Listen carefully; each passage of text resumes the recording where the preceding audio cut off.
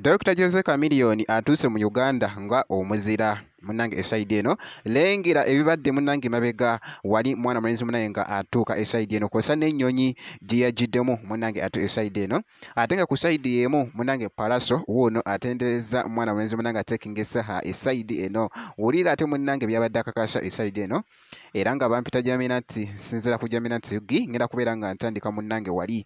era nga obubaka bwe ngenda okubeera nga ntandika nabo obw'omwana mulenzi munange ate obadde butweddinga ennyo Dr. Jose Chameleone ne muganda we Weasel munange baatusedda e Uganda eside eno era nga mwana mulenzi munange wali kigambibwa nti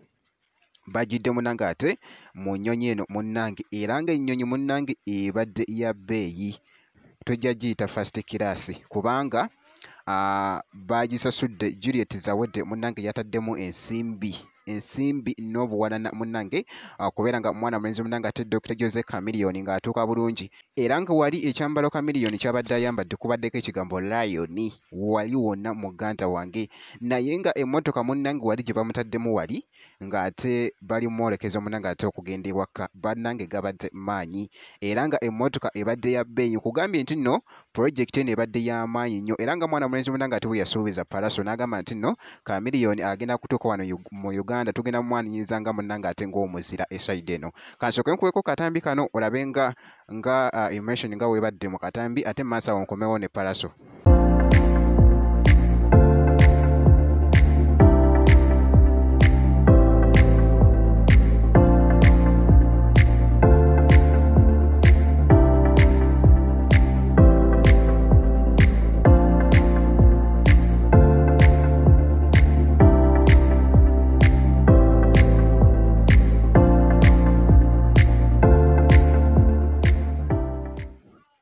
Bwekityo no munange ate bwe kitambudde eside eyo era nga bwe nti bwe mukyekirizeeko sigenda kubeera nga nkulwisawo bambi ate awo kankuggyeko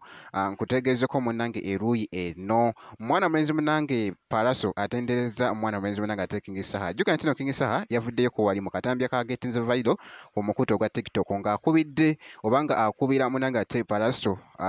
tugiyite drop wali ku mukutu munange ate ogwa TikTok eya Sanyu Festival mwana mulenzi munange avuddeyo wali ku mukutu munange abadde ne mwana mulenzi Cruise munange munnamawulire abadde ne mwana mulenzi Cruise era nga bwolengera munange mu katambi wali nga atendereza atya mwana mulenzi munange ate King Saha kansooke nkakuwa akatambi kano ate maaso awo nkomewo bannange King Saha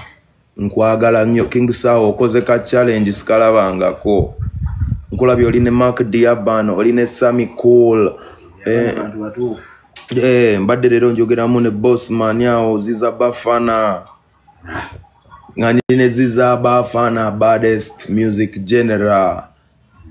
neŋŋamba ng'ayisaamu eddoboozi neŋŋamba yaman kastampi Ziza Bafana kati bitandise luli nali ku ssimu ne Spice Diana Spice the Queen Spice gomanye simu ya Spice simu ya Spice oliranga amatu gonna gaddosi nzolaba nnyo amazzi ga Spice kwogera bulungi ka Spice era nga bwe nti munange ate bwe nkyekirize ku bantu bano bwe nti bwe nkoze munange ngenda kusaba video gimpe like wobeera nga tonaba ku subscribinga ate nakyo kikole wali wonna kiba kitambwira ddala bulungi nnyo